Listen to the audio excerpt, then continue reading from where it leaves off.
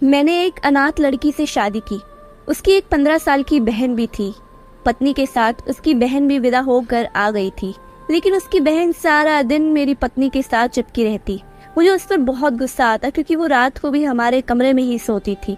मैंने अपनी पत्नी से गुस्सा किया और जब रात को उसकी बहन कमरे में आई तो जबरदस्ती उसे दूसरे के कमरे में बंद कराया और फिर कमरे में वापस लौटा तो मेरी जान निकल गई।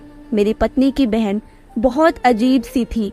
वो हर वक्त डरी सहमी सी रहती थी और अपनी बहन के साथ ही बस चिपकी रहती थी।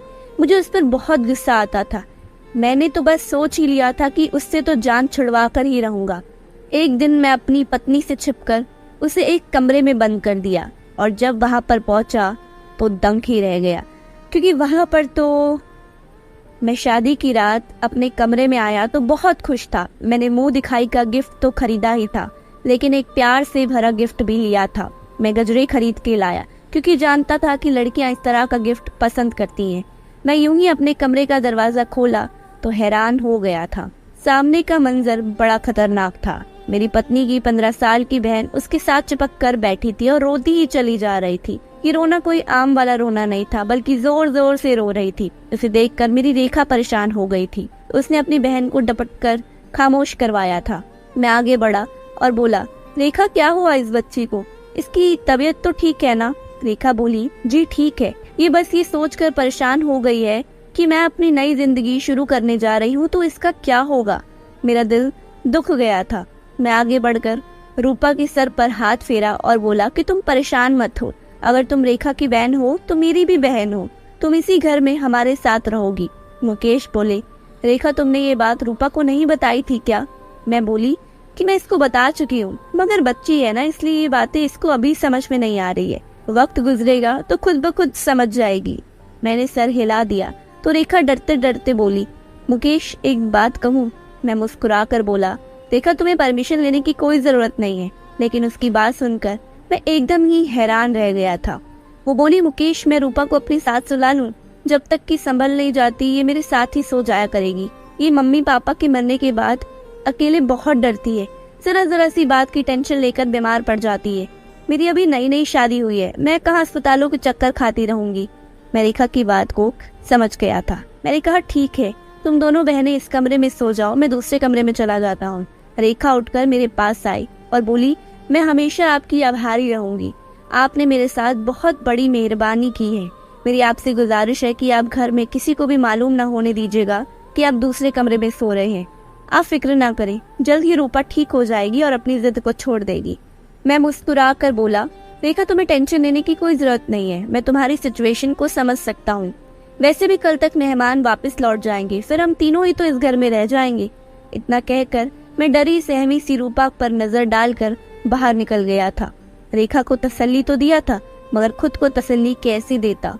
मेरे दिमाग में बार बार बस यही सवाल आ रहा था कि क्या रूपा यूं ही हमेशा मेरी खुशियों के बीच रहेगी? मैंने हाँ करके अपना ही नुकसान तो नहीं कर डाला, मगर मैंने बड़ी कोशिशों से अपने दिमाग से सारी बातें हटा दिया था। मैं जानता था कि बच्चे ऐसे ही होते हैं। वो गवारा नहीं करते कि उनके करीबी इंसान किसी और के साथ बात भी करे। इसलिए मैं रूपा का भरपूर ख्याल रखने लगा था। वो बड़ी मासूम सी डरी सहमी सी लड़की थी। इस तरह के बच्चों पर तो वैसे भी मुझे बहुत तरस आता था। मैं यही सोचकर परेशान हो जाया करता था, न जाने इसने अपनी जिंदगी में क्या कुछ सहा है जो वो ऐसी हो गई है। रूपा रेखा से भी खूबसूरत थी। हमारी शादी को पूरा 1 हफ्ता हो गया था, मगर रूपा अभी भी रेखा के साथ ही सोती थी, जबकि मैं दूसरे कमरे में पड़ा रहता था। एक दिन मैं रूपा के लिए एक बैग लेकर आया था। किताबें तो नहीं, क्योंकि मुझे नहीं पता था कि वो कौन सी क्लास में पढ़ती है। मैं घर पहुंचा तो रेखा घर के कामकाज कर रही थी, जबकि रूपा चारपाई पर बैठकर अपनी बहन को देख रही थी। मैं अपने चेहरे पर मुस्कुराहट सजाकर रूपा के पास पड़ी कुर्सी पर जाकर बैठ गया। रेखा की नजर मुझ पर पड़ी तो वो भागकर मेरे पास आकर खड़ी हो गई थी। उसका चेहरा रेड हो गया था। मैंने उसे इग्नोर किया और रूपा की तरफ देखकर बोला, रूपा देखो, मैं तुम्हारे लिए गिफ्ट लेकर आया हूँ। रूपा मुझे देखकर रोने लगी और भागकर अपनी बहन के पीछे जाकर छुप गई। मैं हैरान रह गया, आखिर वो ऐसा क्यों करती है? वो हमेशा खुद को यूं छुपाकर क्यों रखती है? मगर मैं नहीं जानता था कि जब मेरी इस क्यों का जवाब मिलेगा तो मुझे खुद कितना बड़ा धक्का लगेगा। मैं उठकर खड़ा हो गया और बोला, रूपा बेटी इधर आओ। मेरी बात सुनो बेटा, मैं तुम्हारे लिए बैग लेकर आया हूँ। मेरी आवाज सुनकर रूपा और ज्यादा रोने लगी। मैं सवालिया नजरों से रेखा की तरफ देखा तो मुझे बड़े गुस्से में लगी। वो बोली, मुकेश, आपकी बड़ी मेहरबानी होगी, आप मेरी बहन से दूर रहे। आप मेरे पति हैं, मगर रूपा के लिए तो एक गैर है ना, इसलिए आप उससे बात बिल्कुल ना किया करें। मुझे रेखा की बात बहुत बुरी लगी थी। मैं तो रूपा को अपनी छोटी बहन समझने लगा, मगर रेखा का रवैया मुझे बहुत परेशान किया। मैं भी गुस्से में आ गया था। मैं बोला, अगर तुम्हें रूपा का इतना ही ख्याल है तो अपनी बहन को एक गैर मर्द के घर पर अपने साथ फिर क्यों लाई हो। इतना कहकर मैं दरवाजा जोर से बंद करके घर से बाहर चला गया था। बाहर निकलकर मैं सड़कों पर घूम रहा था। मुझे रह रहकर अपने सख्त व्यवहार पर शर्मिंदगी हो रही थी। रूपा मेरे घर जबरदस्ती तो नहीं थी ना, जो मैं उसको ताने देने लगा था। वो तो मेरे कहने पर ही मेरे घर आई थी। घर में हम बस 3 ही लोग थे। इससे पहले मेरे घर पर खामोशी और सन्नाटा रहता था। मेरी मम्मी की मृत्यु 2 साल पहले ही हो गई थी। उनके गुजर जाने के बाद जिंदगी ने मुझे कड़ी धूप पिलाकर खड़ा कर दिया था। घर की सारी जिम्मेदारी मुझ पर ही थी। मैं कुंवारा था और घर में अकेला रहता था, इसलिए कोई काम वाली भी मेरे घर काम करने की हिम्मत नहीं रखती थी। हमारे एक दोस्त ने शादी का मशवरा दिया तो मैंने अपने रिश्ते की जिम्मेदारी भी उसी पर ही डाल दी थी। मेरे दोस्त ने मुझे ही बताया था कि उनके जानने वालों में एक अनाथ लड़की है जिसका नाम रेखा है। उसने बताया कि रेखा के साथ उसकी एक बहन विदा होकर घर आएगी। तुम उसकी पढ़ाई लिखाई खाने पीने पर जितना भी पैसा लगाओगे वो तुम्हारे लिए उतना ही अच्छा होगा। फिर लड़कियों के जवान होते हुए देर ही कितनी लगती है, उसकी शादी करवा के विदा कर देना। मैंने एक खुले दिल के साथ हामी भर ली थी, क्योंकि भगवान ने मुझे इतना तो दिया था कि मैं आसानी से उसका खर्चे को बर्दाश्त कर सकता था। मगर मैं कहाँ जानता था कि रूपा तो एक अजीब सी किस्म की बच्ची होगी और मेरे गले की हड्डी बन जाएगी, जो मुझसे ना तो उगली जा सकेगी और ना ही निकाली जा सकेगी।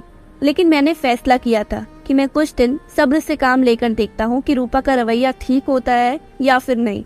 फिर मैं कुछ करूँगा। मैं रात को घर लौटने लगा तो होटल से खाना भी लेकर गया था, क्योंकि मैं जानता था कि रेखा मुझसे बहुत गुस्सा होगी। मैं उसकी नाराजगी दूर करना चाहता था। मैं घर के दरवाजे पर खड़ा था, जबकि मेरे कानों में रूपा की आवाज पहुंची। वो कह रही थी, रेखा, क्या अब तुम्हारा डिवोर्स हो जाएगा? तुम मेरे साथ वापस चली जाओगी? यहाँ सिर्फ तुम और मैं रहेंगे, किसी तीसरे को बर्दाश्त ही नहीं करना पड़ेगा। रेखा एकदम गुस्से से बोली थी कि अपनी बकवास बंद करो। रूपा की हंसी की आवाज आई थी। फिर वो बोली, अब तो घर में तुम्हारा खड़ूस पति भी नहीं है, अब तुम मुझे मेरे असली नाम से पुकारो। रूपा की बात सुनकर हैरान रह गया था। रूपा का कोई और नाम भी था क्या जो मुझसे छुपाया गया था? लेकिन क्यों? मेरे दिमाग में इतने सवाल आ रहे थे कि अब मुझे घुटन सी होने लगी थी। मैंने दरवाजा खोला और घर में दाखिल हो गया। रेखा की नजर मुझ पर पड़ी तो वो भागकर मेरे पास आई और बोली, मुकेश, आप कहाँ पर रह गए थे? मुझे आपकी कितनी फिक्र हो रही थी। मैं ये देखकर खुश हो गया था कि रेखा के चेहरे पर नाराजगी का नामो निशान तक नहीं था। हम दोनों बातें कर रहे थे कि रूपा एक बार फिर से रोने लगी थी। वो बोली, रेखा, तुम इसके साथ बात मत करो, कि मुझे गुस्से से देखता है। तुम्हारा पति गंदा है। रेखा ने मुझे शक्की नजरों से देखा था। मैंने अपनी सफाई दी और कहा, क्यों रूपा, बच्चे, मैं क्यों आप पर गुस्सा करूंगा? रेखा बोली, मुकेश, मैं आपसे कही भी थी कि आप मेरी बहन से बात मत किया करें। इतना कहकर वो रूपा को हाथ से पकड़कर अपने कमरे में ले गई और मैं इस हॉल में अपना मुंह लेकर खड़ा रह गया था। लेकिन अब मुझे शक हो गया था कि कुछ ना कुछ तो गड़बड़ जरूर थी। मैं तो रूपा की नाटक को बचपना समझ बैठा था, मगर यहाँ तो कहानी ही कुछ और थी।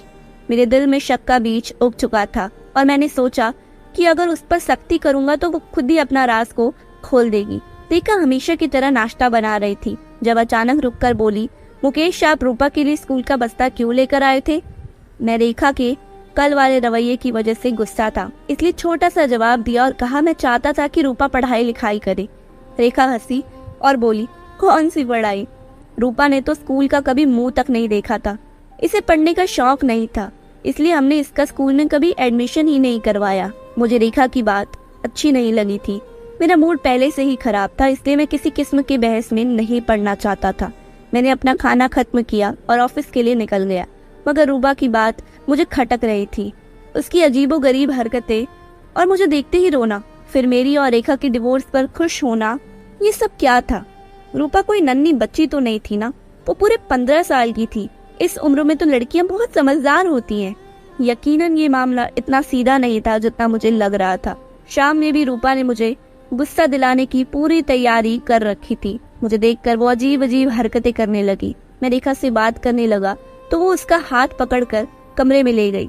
रेखा थोड़ी देर के बाद कमरे से निकलकर बोली, मुकेश आप खाना खाकर अपने कमरे में चले जाएंगे तो हम दोनों बहनें भी आकर खा लेंगी।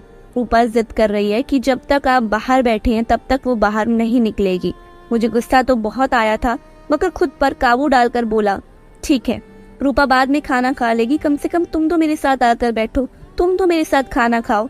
रेखा के जवाब ने मेरे अंदर आग लगा दी थी। वो बोली, मुकेश आपको तो पता है ना कि रूपा कितनी जिद्दी है, घर में तूफान खड़ा कर देगी, इसलिए आप मेरी बात मान ले। रेखा इतना कहकर कमरे में चली गई थी। अब मैं अपने गुस्से से बाहर हो गया था, खुद पर काबू नहीं पा सका और कमरे की तरफ पड़ा। रेखा की आवाज आ रही थी, वो रूपा को कह रही थी, पापा के साथ तुम भी मर जाती, कम से कम मेरी जिंदगी तो बच जाती, न जाने तुम मेरे किस पाप की सजा हो। मैं दरवाजा खोलकर अंदर चला गया था और रूपा का हाथ पकड़कर खींचते हुए बाहर ले आया था। रेखा भी बौखला गई थी। वो मेरे पीछे भागी और बोली, मुकेश आप ये सब क्या कर रहे हैं, छोड़िए मेरी बहन को, आप अपने होश में तो है ना। मगर सच बात तो ये थी कि मैं अपने होश में नहीं था। अगर होश में होता तो ये सब ना करता। मैंने रूपा को एक कमरे में बंद कर दिया था और रेखा का हाथ पकड़कर उसे अपने कमरे में ले आया था। मैं बोला, अब मुझे सब कुछ सच सच बता दो कि तुम्हारी बहन ये सब कुछ क्यों करती है। रेखा की चेहरे का रंग ही उड़ चुका था, वो रोती चली जा रही थी। वो बोली, भगवान के लिए मुकेश अब मेरी बहन को छोड़ दे, वो बहुत डरी हुई सी लड़की है, मर जाएगी, वो एक रात तो क्या एक पल भी मेरे बिना नहीं गुजार सकती है। मैं चिल्ला कर बोला, क्यों, आजकल के तो छोटे छोटे बच्चे भी अपनी माँ के बिना रह लेते हैं, तो ये किस किस्म की बहन है तुम्हारी, ये बहन तुम्हारा साया ही बन गई है। मुझे ये सब बिल्कुल भी पसंद नहीं है और ना ही मैं ये सब कुछ बर्दाश्त करूंगा। मैंने रेखा को घूर कर देखा और कहा, तुम अपना ये रोना धोना बंद करो, मगर उसके रोने में और भी तेजी आने लगी थी। मैं रेखा के कमरे से बाहर आ गया और बाहर से कुंडी भी लगा दिया। अपने कमरे में आकर मैंने दरवाजा बंद कर लिया था ताकि रेखा और रूपा का शोर खत्म हो जाए, मगर वो दोनों बहनें जोर जोर से दरवाजा पीट रही थी। ऐसा लगता था कि वो दरवाजा ही तोड़ देगी। कई घंटे तक यही सब कुछ चलता रहा, मगर सुबह होने से कुछ देर पहले दोनों कमरों में खामोशी छा गई थी। मैं अपने दिल के हाथों मजबूर होकर उठ खड़ा हुआ और रूपा के कमरे की तरफ कदम बढ़ा दिया। मैं उससे माफी मांगकर रेखा के पास ले जाना चाहता था, मगर मैंने जैसे ही दरवाजा खोला मेरी कदम जंजीर हो गई थी, क्योंकि वहां तो एक लड़का बैठा हुआ था। मैं आगे बढ़ा तो वो मुझे देखकर डर गया और फिर से रोने लगा था। मैंने उसे झिझक दिया और बोला, मेरे सामने अब आंसू मत बहाना, नहीं तो मुझसे बुरा कोई नहीं होगा। मुझे बताओ कि तुम कौन हो और रूपा कहाँ गई। वो लड़का रोते हुए बोला, अगर मैं अपनी हकीकत बता दूंगा तो तुम मुझे बेच तो नहीं दोगे। मैं उसकी बात सुनकर हैरान हो गया था। मैं बोला, नहीं नहीं, मैं तुम्हें क्यों बेचूंगा। वो लड़का मेरी बात से बेफिक्र हो गया और सोफे पर बैठ गया। उसके चेहरे पर बड़ा गर्व था। वो बोला, जब मैं पैदा हुआ तो हमारे घर गम मनाया गया था, जैसे मैं पैदा ही नहीं हुआ हूँ बल्कि मर गया हूँ। मैं जब बड़ा हुआ तो अपने आसपास बहुत जुल्म देखा है। मेरे पापा मम्मी को एक बहुत मोटे डंडे से मार मार कर नीलो नील कर देते थे और मेरी तरफ इशारा करके कहता था, मेरे लिए अच्छा होता कि तू बांझ होती, मगर ये तूने क्या गजब कर दिया। मैं पापा की बात सुनकर आईने के सामने खड़ा हो जाया करता था। रेखा कहती, पापा की बातों पर ध्यान न दिया कर, तू तो बहुत प्यारा है। लेकिन मैं प्यारा होता तो क्या मेरी वजह से माँ को मार पड़ती। मैं रेखा से पैसे मांगता तो वो 2 रुपए का नोट थमा देती थी। मैं भागकर दुकान जाता और मम्मी के लिए अपनी पसंद की टॉफी ले आता। मैं वो टॉफी मम्मी के मुंह में डालकर कहता, मम्मी गोली खा लो, आराम आ जाएगा। मम्मी मुझसे लिपटकर फूट फूट कर रोने लगती थी। मैं नन्हा सा था, मेरी उम्र के लड़के खेला करते थे, जबकि मेरा दिल खेल में ही नहीं लगता था। मैं सारा दिन घर में रहकर मम्मी का पहरा दिया करता था कि पापा कहीं मम्मी को फिर से ना मारने लगे, लेकिन मेरे रोकने के बाद भी हर दूसरे तीसरे दिन मार खा ही जाया करती थी। मैं अपने छोटे छोटे हाथों से मम्मी का पैर दबाया करता था, उन्हें आराम आ जाए, मगर वो अपना दर्द भूलकर मेरे छोटे से हाथों को चूमने लगती और रोने लगती थी। मम्मी कहती थी कि मुझे मार से तकलीफ नहीं होती, मुझे तुम्हारी इन हरकतों से बड़ी तकलीफ होती है। एक दिन मम्मी बाजार जाकर मेरे लिए एक साइकिल और बॉल लेकर आई थी। मम्मी कहती थी कि तुम बाहर जाकर तो खेलते नहीं हो, घर में ही तुम्हारी खुशी का इंतजाम कर देती हूँ। मैं साइकिल देखकर बहुत ही खुश हुआ था और मम्मी के हाथ पांव चूमने लगा था। फिर सारा दिन कड़ी धूप में साइकिल चलाता रहा था।